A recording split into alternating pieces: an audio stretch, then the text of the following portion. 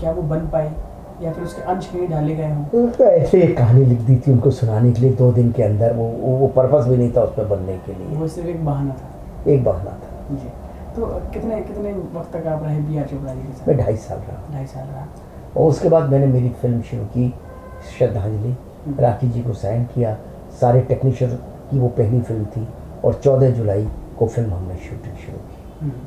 Sir वो experience कैसा रहा?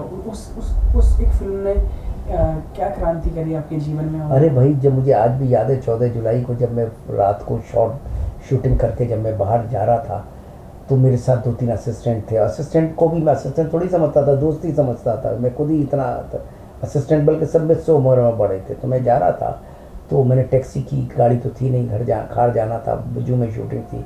तो मैं सबसे बात करते हुआ जा रहा था और मैंने एक ही डायलॉग बोला, अरे यार मैं डायरेक्टर बन गया। आज तक तो शूटिंग से जब भी जाता था एज ए असिस्टेंट ही पैकअप करके जाता था, पहली बार लाइफ में एज ए डायरेक्टर पैकअप करके गया। तो मैंने सबको देखा, अरे यार मैं डायरेक्टर बन गया। और मैं ऐसे सोचता रहा, ये तो कमाल हो गया यार, डायरेक्टर बन गया मैं। पूरा दिन भर में 3 सीन शूट करने के बाद मुझे एहसास हुआ। वो बात आपके बहुत देर के बाद सीपी हुई, क्योंकि आता शूटिंग करना शुरू कर दिया जैसा था और ये लगा ही नहीं मैं डायरेक्टर हूँ। तो चीज़ें होती हैं कई बार, आपकी अचानक चीज़ें घट जाती हैं या आपके प्रयास से घट जाती हैं। उस ज़माने में जब 40 साल 35 साल 30 साल से छोटा आदमी डायरेक्टर नहीं बनता था, 20-21 साल का लड़का डायरेक्टर बन जाए, तो वो भी राखी जैसी पिक्चर, बड़ी एक्ट्रेस जो कि बहुत डिफ़िकल्ट था साइन करना, बहुत डिफ़िकल्ट था मैनेज करना, उनको आप डायरेक्ट कर रहे हो तो कोई आसान काम तो है नहीं, इट्स वेरी डिफ़िकल्ट। तो ये चीज़ कोई मानने वाली चीज़ तो है नहीं, मगर हो गया। और माता पिता कितने खुश थे? और अरे बिल्कुल, माता पिता के तो खुश होने की बात है। मेरे पिता ने फिल्म प्रोड्यूस की थी तो बहुत ही ज़्यादा खुश हुए। It was a proud moment, बड़ा ही प्राउड मोमेंट था। एवरीबडी वाज वेरी हैप्पी कि चलो हम लोग फिल्म लाइन में फाइनली दाखिल हो गए, बेटा डायरेक्टर बन गया। जी सर, जब भी कोई इंसान अपने जीवन में आगे बढ़ता है और तरक्कियों को छूता है, ऊंचाइयों को छूता है, अपने शिखर पर पहुंचता है, तो उसके कुछ क्रिटिक्स भी पैदा हो जाते हैं। तो क्रिटिक्स को कैसे ले रहे थे आप उनसे? मेरे संग सबके बड़े दोस्ती के रिश्ते रहे, और अगर किसी ने मेरी बुराई कर दी तो भी अच्छा, भलाई कर दी तो और भी अच्छा। तो क्या है कि मैं ये बात को बिलीव करता हूँ कि जब आप पब्लिक लाइन में आते हैं, पब्लिक लाइट में जब आप आते हैं, तो राम की भी बुराई हो गई थी तो अनिल शर्मा क्या है। कुछ तो लोग कहेंगे, लोगों का काम है कहना, तू कौन है तेरा नाम है क्या, सीता भी यहाँ बदनाम हुई। तो कुछ तो आपके लिए बुरा कहेंगे ही कहेंगे। जो आपके लिए बुरा कह रहा है, ये इस बात का सबूत है कि आप में कोई गुण है, आपकी कोई तरक्की हो रही है। अगर कोई भी आपका बुरा ना कहे तो सोच लो आपकी कोई वैल्यू नहीं है। बुरा वही कहता है जिसको आपसे खतरा है, इसलिए वो आपको बुरा करके रास्ते से हटाना चाहता है। इसका मतलब आप इतने काबिल बन गए कि आपको किसी से खतरा हो गया है, आपसे किसी को खतरा हो गया है। सर, फिल्म रिलीज़ होने के बाद आपको कब लगा कि इस इंडस्ट्री ने आपको अपना लिया है, या फिर आपके मित्र कौन कौन रहे? मुझे तो आज तक भी नहीं लगता कि मुझे अपना लिया है। मुझे तो आज भी ऐसा लगता है मैं नया हूँ और अपनी नई फिल्म शुरू कर रहा हूँ। पता नहीं क्यों नहीं लगता, मुझे लगता है यार अभी तो मैं बहुत नया हूँ यार। मुझे जब लोग बोलते हैं इतने साल हो गए, मैं अपने मन में कई दफ़े सोचता रहता हूँ यार मैं तो नया हूँ यार, अभी तो काम करना है फिल्म लाइन में। अभी किया क्या है, ये सब जितने भी डायरेक्टर हैं, जितने भी बड़े बड़े डायरेक्टर हैं आज या बड़ी बड़ी फिल्में बना रहे हैं, ये बहुत बड़े हैं मेरे से, मैं बहुत छोटा हूँ। मुझे तो ऐसे ही लगता है। मित्र कौन कौन रहे इंडस्ट्री में? मित्र तो मेरा कोई दुश्मन है ही नहीं, मैंने किसी से दुश्मनी ना मैंने ली, ना मेरा कोई दुश्मन बना। मुझे नहीं लगता कोई, मैं इतना बड़ा भी नहीं हूँ कि मेरे से लोग जेलसी रखें, और ना मैं इतना बड़ा हूँ कि लोग मेरे मित्र होना ना पसंद करें। जेलसी उससे लगते हैं आप बहुत बड़े हो जाओगे, चोपड़ा बन जाओगे आपसे जेलसी हो जाएगी, आप बहुत बड़े हो जाते हो, समझे ना। आपके मित्र मतलब क्या होंगे, लेकिन मैं तो ऐसे इतना बड़ा हूँ कि मैं किसी के बहुत काम आ सकूँ, इसलिए मेरे मित्र जो हैं जो सभी मित्र हैं। सर, इतना सब मिलने के बाद कुछ इंसान की वीकनेसेस भी होती हैं जो उसे कभी नहीं जाती, वो ताउम्र कभी नहीं जाती। तो वो आज जो आप छोटे थे, जो मथुरा में थे, वो कोई एक ऐसा गुण या अवगुण जो आप में अभी भी है, जो आपको अभी भी उस चीज़ से जोड़े? यार मैंने ये कभी सोचा नहीं, मैं मस्त मौला आदमी हूँ। मेरे एक ही चीज़ है कि जितनी परेशानी सामने आ जाती है उतना ही कूल हो जाता हूँ। ये बचपन में भी था, स्कूल में था, एग्ज़ाम में था, अगर टफ क्वेश्चन आ गया मैं एकदम कूल हो जाता था। टफ सिचुएशन आ जाती है, जितनी टफ सिचुएशन उतने ही कूल, उतने ही दिमाग के रास्ते खुल जाते हैं कि इनको करने के तरीके क्या है। टफ सिचुएशन से मैं एस्केप नहीं करता, बल्कि यही कहता हूँ कि जब है तो है, तो इसको फेस करना है। सर ऐसी कोई घटना जब आप हमसे शेयर करना चाहें, कुछ ऐसा जीवन में हुआ? बहुत सी घटनाएं घटी। गदर के टाइम पे जब इमाम बाड़े में शूट कर रहे थे, इतनी बड़ी पॉलिटिकल घटना घट गई थी। ऐसे बहुत सी घटनाएं घटी हैं, वो जिसमें कि जहाँ जब मैं हुकूमत के लिए गया था नैनीताल, और पहला दिन की शूटिंग थी, हमारा 50 लाख का 60 लाख का खर्चा था, शेड्यूल था, अरेंज हो गया था। 5 लाख रुपए हमें फाइनेंसर से मिला था, उसमें से कुछ पैसे धर्म जी को दिए, कुछ दूसरे लोगों को दिए, और जब मैं नैनीताल में था मेरे पास 25,000 रुपया था। मैं पहला शॉट लगा रहा था कि मेरे पापा का फ़ोन आता है वहीं दुकानदार पे, और मुझे बुलाया गया फ़ोन पे। मैं गया, बोले भाई ऐसा ऐसा जो फाइनेंसर है उसके यहाँ कुछ प्रॉब्लम हो गई है, वो हिंदुस्तान से बाहर जा गया है, तो आप एक काम करो, अभी क्या करना है? क्योंकि मैंने कहा क्या हुआ? उनका पैसे की सिचुएशन बहुत ख़राब है, पैसे है ही नहीं, जो आज आने वाले थे पैसे आज भेज नहीं सकूँगा। तो मैंने कहा कोई मत भेजो, अभी अपने पास 25,000 है, अपने 5-7 दिन चलाएंगे। बोले कैसे चले? बोले आप चिंता नहीं करो, सब चल जाएगा, शूटिंग करेंगे। अब 300 आदमी की यूनिट है, आपके हाथ में 25,000 है, आप क्या शूटिंग कर सकते हो? तो उसी दिन भागी, शूटिंग शुरू नहीं। बल्कि शूटिंग शुरू नहीं हुई है, बेटर है इनका हो जाए, मैं शूटिंग तो छोड़ूंगा नहीं, शूटिंग मैं करूँ। मैंने क्या किया, मैंने बहुत अच्छा तरीका निकाला। मैंने सब दुकानदारों को बुलाया, सब लोगों को बुलाया, जहाँ से पेट्रोल आना है, जहाँ से खाना आना है, जहाँ से ये चीज़ें आनी।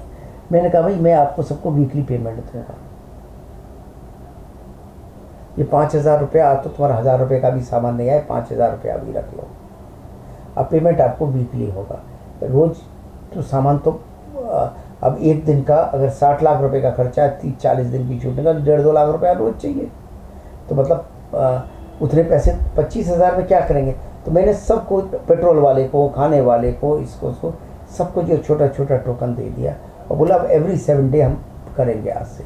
वो तो सोचते थे भाई फिल्म वाले हैं, बहुत बड़े आदमी, उनको क्या मानो हम टंडन गोपाल है, सब पैसे नहीं है।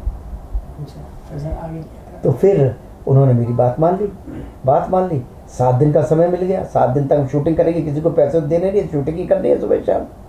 होटल वाले को भी 7 दिन तक थोड़ा एडवांस दे ही दिया था, जब आए थे तो सबको तो एडवांस दिया था। अब मैंने बिल्कुल हिम्मत और दिमाग खोल दिया, मैंने कहा यहाँ भी कुछ लोगों से रिलेशन बनाना बहुत ज़रूरी है, इमरजेंसी हुई तो यहाँ भी कुछ पैसे चाहिए, तो कुछ हमारे रिश्ते हमारे बने, समझे। और प्लस अब रोज़ पापा मेरे दिल्ली से पैसे भेजते थे, रोज़ कोई गाड़ी आती थी, तो मतलब 25,000 आपके पास है और आने की कोई संभावना नहीं है। 40 दिन का शेड्यूल है, फिर भी हमने हिम्मत नहीं आ रही और हमने शेड्यूल निकाला। अगर मेरी जगह कोई और होता, नर्वस हो जाता, तो वो क्या करता, शेड्यूल छोड़ के भागा था। इवन धर्म जी वहाँ पहुँचे हुए थे, धर्म जी से एक दिन मैंने पैसे ले लिए 50,000, जब पता नहीं कितने पड़े, दो मेरे को, पैसे आएंगे 15 दिन में दूंगा आपको। तो ऐसा सब हुआ। तो जितनी तकलीफ आई उतनी ही जल्दी दिमाग खुला। सर ये बात सिर्फ आपके पिताजी और धर्मेंद्र जी जानते थे, कोई और इंसान जो आपके संघर्ष में आपका बराबर का हिस्सेदार रहा हो, इस आपकी बड़ी सहायता करी हो? मतलब धर्म जी या आपके पिताजी के अलावा कोई और एक इंसान जिसने कोई आपके रिलेशन में, या कोई मित्रगण, कोई पुराने जो मित्र मिल ही जाते हैं, या कोई नए स्पॉन्सर मिल, किस चीज़ में सहायता है? जब आप इस सिचुएशन में, सारे रिश्तेदारों ने सहायता की, बहुत सारे नए दोस्त बन गए। आगरा मथुरा के कितने रिश्तेदारों ने सहायता की, मामा जी, मौसी जी, फलाना, जिसके पास जो था सब ले लिया, और सब हमको सपोर्ट कर रहे थे। और ये भी बोला कि भैया कब वापस आएगा पता नहीं है। हुकूमत आने के बाद जब नगेट आ गया यहाँ पे, तो मेरे पास 4 महीने तक पैसे नहीं थे कि उसी आया, तो उसके बाद इंदिरा गांधी जी की डेथ हो गई, तो बहुत हालत ख़राब हो गई, शूट कर दी गई। तो 4 से 5 महीने तक हमारे पास टाइम नहीं था कि हम उस नेगेटिव को प्रिंट करा सकें।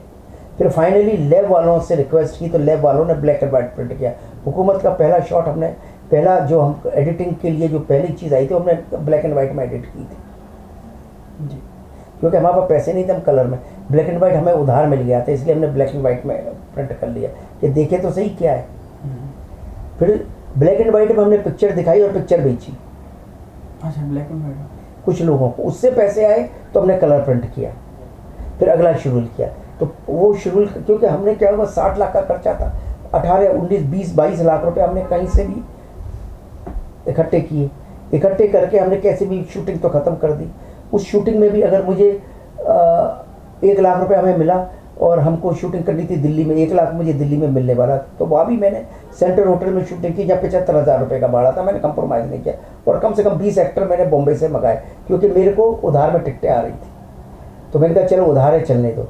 उस दिन होटल वालों को, यूनिट को खाना होटल का खिलाया, मेरे पास खाना खरीदने को पैसे नहीं थे, तो 60 रुपये का एक खाना था। तो उस दिन पहली बार लाइट बॉय से लेके सब लोगों ने होटल का खाना खाया। होटल का खाना उनको पसंद नहीं आया कि 5 स्टार का खाना, हमारा तो बिल बहुत बन गया, लेकिन 5 स्टार का खाना उन लोगों को पसंद नहीं आया।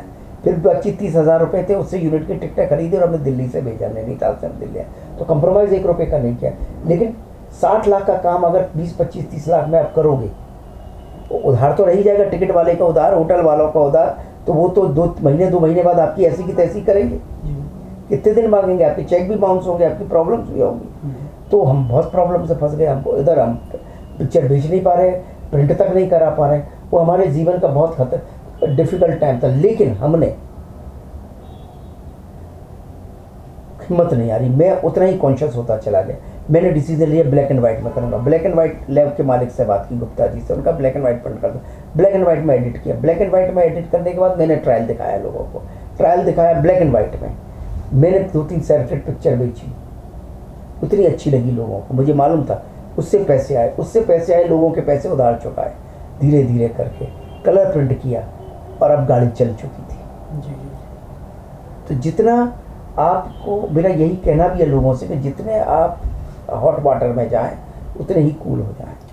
जितना माइंड आपका टेंशन आए उतना आप कूल हो जाएं। दुख के समय में, टेंशन के समय में कूल ही, ये कहते हैं ना, गरम में ठंडा पानी डाल दो तो आप सही हो जाते हो। आग लगी हो तो ठंडा पानी डाल दो। तो ऐसे जितने आप परेशानी में उतना ही अपने आप को ठंडा कर लोगे तो आप बहुत सही रास्ते पर चले जाओ।